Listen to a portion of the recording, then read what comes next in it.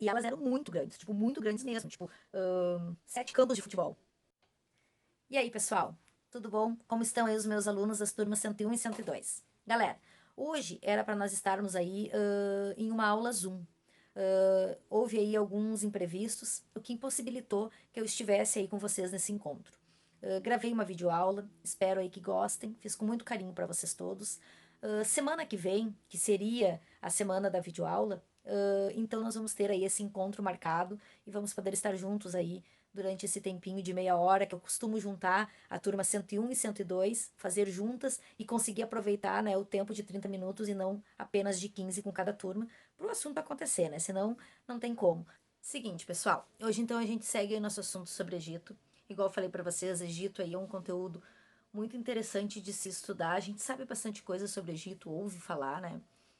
Possivelmente a maior parte das coisas que eu venho falando para vocês já ouviram em algum momento aí da vida acadêmica de vocês, dessa vasta vida acadêmica, igual eu gosto de brincar. Enfim, a gente falou um pouquinho sobre as pinturas, né? Aonde ali o que valia era a lei da frontalidade. Eram pinturas feitas para agraciar os mortos aí dentro das pirâmides, né? Os grandes faraós, né? Para falar, para contar sobre a vida deles, para que eles não esquecessem dessa vida na eternidade. E a lei da frontalidade, né? E a gente fala aí de um período de 3.000 anos, que durou uma média de 3.000 anos, e que nada de novo aconteceu em termos de pintura, né? Não houve evolução, era tradicional, né? Eles não queriam nada diferente, eles não queriam, não era a criatividade que valia, o artista não precisava pôr a sua criatividade, a sua evolução ali no ato de pintar. O que eles queriam era uma pintura clara, né, que fizesse referência à rotina e à vida dessa pessoa, ponto, né? Sempre relacionada aí à religião, à crença e à eternidade, nada mais. 3.000 anos assim. Daí se a gente for comparar os nossos 2020 anos, né? Após o nascimento de Cristo, olha quanta evolução tivemos, né? A gente fala de Grécia, de bizantino, de gótico, de realismo, de maneirismo, de romantismo, nossa, das vanguardas europeias, dadaísmo, surrealismo, expressionismo, pós-impressionismo, impressionismo, enfim, né? Até chegar aos dias atuais aí da arte contemporânea. Então a gente tem aí muita evolução. De contraponto, né? A gente faz aí compara, né? 2.000 anos e 20 versus 3.000 anos e nenhuma evolução em termos de arte, né? A gente olha a arte egípcia e ela se mantém intacta, né? Eu falei para vocês no primeiro vídeo que foi aí um período de grandes monumentos. Hoje a gente vai falar um pouquinho mais sobre arquitetura e escultura, né? A gente entende que a pirâmide é a grande estrela do momento, né? E a gente tem aí, a gente vê fases nesses 3.000 anos, né? E daí, quando a gente conta aí sobre o Egito, a gente fala um tantinho assim dessa história que é aí gigante, né? Então a gente começa falando aí sobre o período pré-dinástico, né? Que vai de 3.850 a.C. até 2.000 e alguma coisa. Então a gente fala aí de 1.000 anos antes de começar aí a era dos faraós, né? A gente fala ali sobre pessoas que estavam povoando ali as voltas do Nilo e que já tinham aí o hábito, né, de enterrar as pessoas com objetos pessoais. Já começa aí esse hábito da eternidade, né? E depois isso vai aí ganhando, né, uma evolução, enfim, em termos de processo, né? Em termos de processo, vai ganhando uma evolução e vai ganhando um novo significado, um significado mais amplo, né? Mas começa já ali, essa crença, essa fé egípcia, né? Relacionada à eternidade aí. Eu falo aí para vocês, eu trago aí um barco feito de argila rosé, que existia toda uma crença, né? Este barco. A intenção desse barco ele era utilizado aí nos cemitérios, enfim, e a intenção possivelmente era transportar aí esse falecido, né, para essa vida pós-morte. Grandes mudanças acontecem aí dessa fase aí da pré-dinastia e para a dinastia zero, né? Então o Egito passa a ser governado por um único líder. Estruturas funerárias monumentais aí são construídas, são feitas as primeiras, começam aí as primeiras esculturas de culto à divindade, são esculpidas aí as primeiras. Surge aí também a escrita hieroglífica. Passamos aí então para o Império Antigo do Egito, ou para a Era das Pirâmides, né? O Egito aí estava em glória, todo pomposo aí com essa fase, né? Então a pirâmide de Djoser é considerada aí a primeira pirâmide, tem 6 mastabas, né?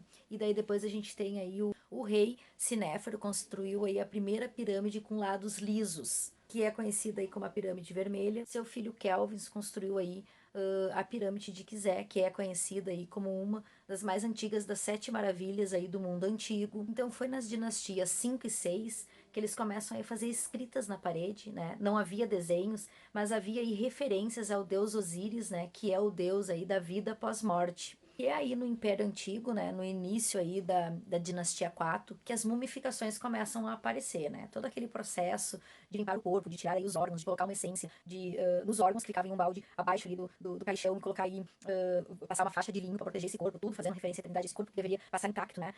Essa passagem, fazer intacta essa passagem, e aquele cheirinho forte de laranjeira que é tão marcado aí, que ficava dentro das pirâmides, aliás, eram aqueles monumentos gigantes, né? Para um faraó, para um corpo e ali os seus bens, enfim, a sua história, mas a gente fala aí de monumentos muito grandes, né, do tamanho aí que equivale a 7 campos de futebol, né? A gente tem aí a maior delas, equivale a 7 campos de futebol. Então, ou seja, era muito grande, né? Então, eram estruturas gigantes mesmo, as pirâmides. E aí, desse período aí, eu gostaria de mostrar para vocês aí, esse aqui é um vestido, né? Um vestido desse tempo que foi encontrado aí na tumba de uma mulher.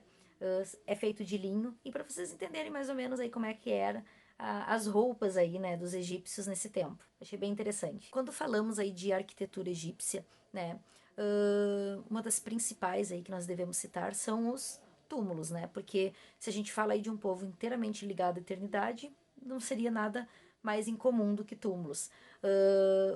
Os primeiros túmulos a serem construídos foram aí as mastabas, né, foram as mastabas, que eram aí estrutura, mastaba significa banco, que era aí uma estrutura que realmente parecia um banco em formato de trapézio, né?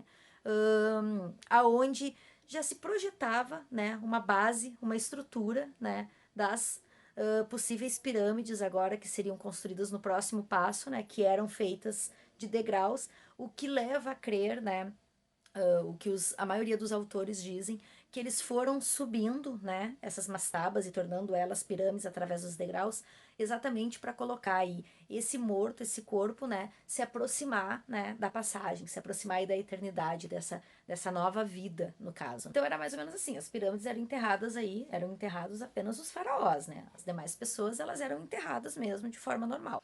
Eu vou mostrar aqui para vocês uma pirâmide, né, que é aí desse período, né, que é a pirâmide de Djoser, né? Ela tem 60 metros, então por aí a gente já vê que já existia muito essa questão, essa simbologia, né, do encontro, enfim, já tinha esse pensamento alto aí, né, 60 metros. E essa pirâmide tem uma situação aí engraçada, que ela começa aí com uma mastaba de 8 metros, né? Aí de Djoser, numa intenção aí de ficar mais próximo ao céu, então ele constrói ela um pouquinho maior com 43 metros, né? E depois, então, ela ganha então a construção final, que é 60 metros. E nessa pirâmide, né, de degraus aí, desse faraó, ele foi enterrado no subterrâneo, né, numa câmara aí funerária subterrânea, na câmara principal, né, e numa secundária, a sua esposa. E por que o subterrâneo, né? Porque eles tinham muito medo aí de divindades ruins que viesse aí vir e buscar esse corpo, né, que estava numa fase aí de passagem, e também de ser saqueado, afinal de contas eles eram aí enterrados com todos os seus bens praticamente, seus objetos de valor. Então poderia ser saqueada aí essas pirâmides. Então elas eram enterradas aí de uma forma muito difícil de chegar, de se aproximar, né? Então dessas pirâmides aí de degraus, a gente já tem aí uma estrutura, né? Uma estrutura para as pirâmides de parede lisa, né? Que são aí tão agraciadas aí, que muitas pessoas têm vontade de conhecer. E a gente tem aí as mais badaladas, assim, né? Mais comentadas, são as pirâmides de Giza, né? São as 3 pirâmides de Giza dos faraós Kelps, né? Khafre e Miquerinos. Entre essas três pirâmides aí, mais badaladas, mais importantes, né? A gente tem a de Kelps, né? Que é a mais comentada, a mais falada, porque ela tem aí 146 metros de comprimento. 146 metros de comprimento. Então, nós temos aí uma pirâmide com 54.300 metros quadrados de área. Cara, isso é muito grande, né? Que foi construída aí com 2 milhões, né? Uma média, mais de 2 milhões de pedras de calcário pesando 2 toneladas cada uma. Vocês imaginam? essa galera empilhando mais de 2 milhões de blocos de calcário, de pedra, com duas, pesando 2 toneladas cada, uma em cima da outra, porque eles não usavam liga, não tinha argamassa, não tinha cimento, era uma sobreposta na outra, além de todo o peso, né? O ajustar direitinho para aquilo não, enfim, para se ajustar, né? Afinal de contas, era uma obra em si. Tem toda aí uma teoria extras terrestres, né? Enfim, tem 4 teorias principais. É uma coisa de se pensar, né? Tem uma teoria que eles iam formando, né? Iam construindo num formato de caracol, empurrando carrinhos, eles ainda não tinham roda, empurrando carrinhos, né? Enfim, com todo esse peso. Indiferente, é muito interessante realmente pensar sobre, mas hoje a gente está vendo mesmo, propriamente dito, a arquitetura de modo geral, artes, enfim. Mas que é interessante, é bem curioso e bem interessante. A gente deve aí levar em consideração o quanto era importante para eles e o quanto era fato, né? Essa vida pós-morte, essa eternidade, né? Ao ponto, né, de fazer essas construções mirabolantes com todo esse processo, né? Com todo esse processo árduo, né? Então, o tamanho da importância que isso tudo tinha para os egípcios. Isso é importante que a gente entenda, que a gente faça aí essa dedução, né, de tudo isso que eu estou dizendo. É uma coisa muito óbvia, né, que era realmente muito importante a eles. E nessas pirâmides aí eram labirintos aí absurdos de se encontrar, enfim, de se chegar, né, até as câmaras funerárias onde ficavam os faraós. Era realmente aí impossível mesmo. E essa pirâmide de Kelps, ela tem uma abertura que foi feita aí por um califa no século IX, né, que é possível a gente entrar nessa pirâmide nos dias de hoje. Então a gente tem aí, né, outro monumento arquitetônico que é cheio de mistérios aí, que é a Esfinge, e que é a grande criatura protetora, né, aí com corpo de leão e cabeça humana, também, que gera muitos mistérios, né. Eles dizem que acham que se trate aí do retrato de Catherine, né. Quando ela foi encontrada anos atrás, ainda tampada ainda, eles acharam que se tratasse de cabelo, né, de um cabelo, e na realidade depois eles se deram conta aí que era o claft, né, aquele lenço egípcio aí que eles usam com linhas horizontais, enfim, que é tão característico aí dos egípcios. Enfim, né, a esfinge é uma geradora aí de vários mistérios aí e de muita conversa, de muito papo. E daí a gente tem depois, né, mais à frente aí os hipogeus. As pirâmides foram caindo de moda, foram ficando aí no passado, e do Médio ao Novo Império, então, começa aí os hipogeus, que é uma pirâmide, né, enterrada, uma pirâmide para dentro. Então era assim, né, esses túmulos subterrâneos, né. A palavra hipogeu vem do grego hipo, né, que significa abaixo, e Gaia, que significa terra, abaixo, né, da terra. E nos dias atuais a gente tem aí o mais conhecido, que é o de Tutankhamon, né? Eles eram bem escondidos, né? Esses cemitérios subterrâneos bem escondido, bem reservado. E foi assim que foi encontrado aí, de uma forma quase que intacta, né? O tesouro, né? Enfim, e que foi tão, chamou tanta atenção aí, enfim, tão comentado aí, que foi como foi encontrado aí o sarcófago aí de Tutankhamon, né? Então, realmente, o fato de ser subterrâneo e realmente deles quererem, né, preservar, realmente aconteceu, né? Foi preservado, eles encontraram aí de forma intacta aí, né? Muito bem preservado o tesouro dele, né? Mas apesar aí dos túmulos ser tão, né, ser tão importante na arquitetura egípcia, não era só de túmulos que os egípcios viviam. Eles tinham também aí na arquitetura os templos, né? Que assim como os zigurates era ali para situações importantes, para discussões importantes, para grandes reuniões, né? E era aí muito importante para os egípcios, porque também era aí o encontro, a adoração aos deuses, né? E enquanto arte, enquanto discussão sobre arte, a gente pensa na construção em si.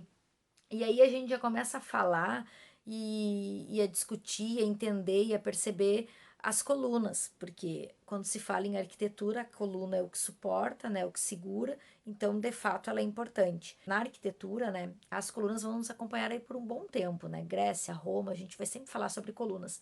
E as colunas egípcias já tinham aí todo um estilo próprio, né, a coluna, daí mais o capitel, que é aquela parte de cima que segura a laje realmente, já tinha formas todas próprias, né?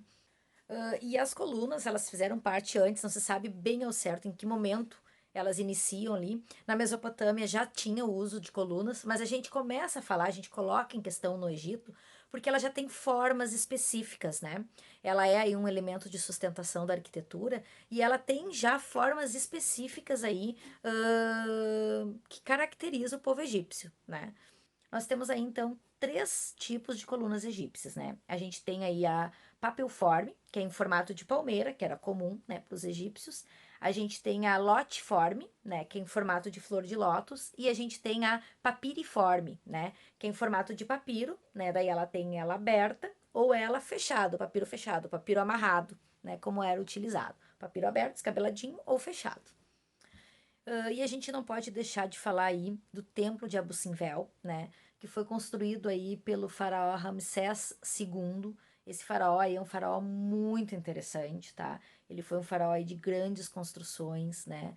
O tempo dele ali foi um tempo de muito próspero, né? Enfim, de grande evolução, né? Ele faz parte aí do novo império.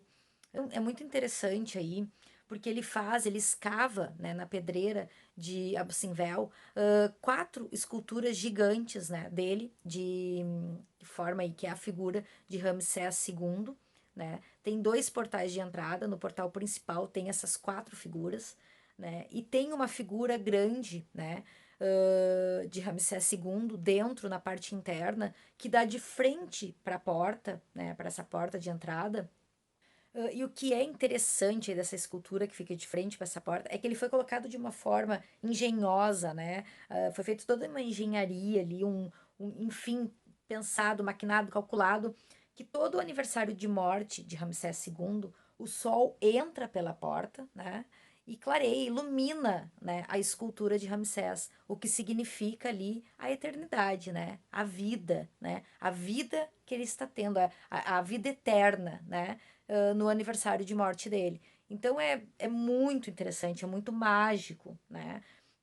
Isso tudo. Os egípcios, eles são, né? É aí que eu digo para vocês aonde está a poesia, né? O romantismo da história egípcia, né?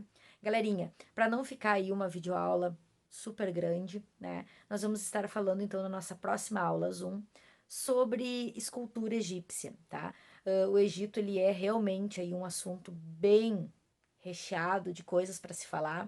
Tá? Uh, Beijão aí para vocês, fiquem com Deus e até a nossa próxima aula.